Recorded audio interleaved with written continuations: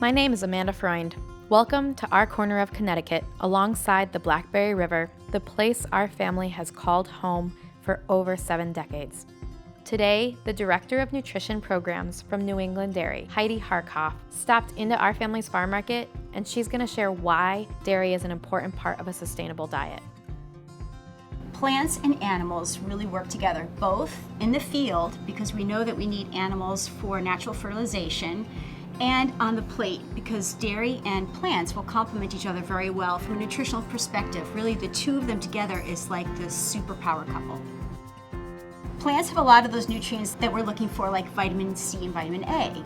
And dairy will have that complete protein, which plants won't have, but they'll also have calcium, pantothenic acid, and some of those B vitamins. So together they really complement each other nicely. It's important to think about that no one food group has everything we need. And so when you take an entire food group out of your diet, you're taking a whole package of nutrients out with it.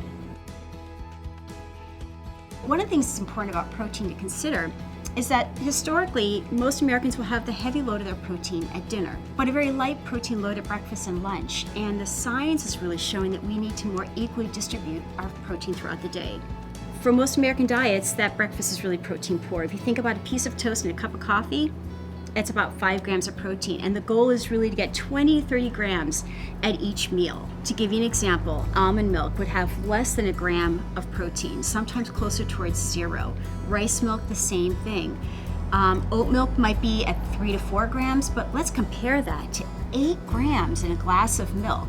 Milk is the food that we can get every day, regionally produced, 365 days a year. It is one of the sole foods that's seasonal all year long. But because dairy is so perishable, it really does need to come from close to the area. It surprises people to hear that the milk they pick up from the supermarket probably went from farm to supermarket refrigerator in just 2 days. Over the last few decades, dairy farmers have been making great strides towards improving their farm practices to have a lesser impact on the environment.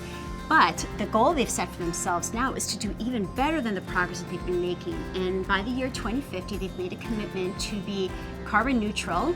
Why are farmers participating in that? Why are they pursuing climate solutions? Is it just because consumers are demanding it? You're the farmer, and I'm on the other side. Yeah. And I believe that the reason they're doing that is because they depend on the land as well and on the environment. It's their livelihood.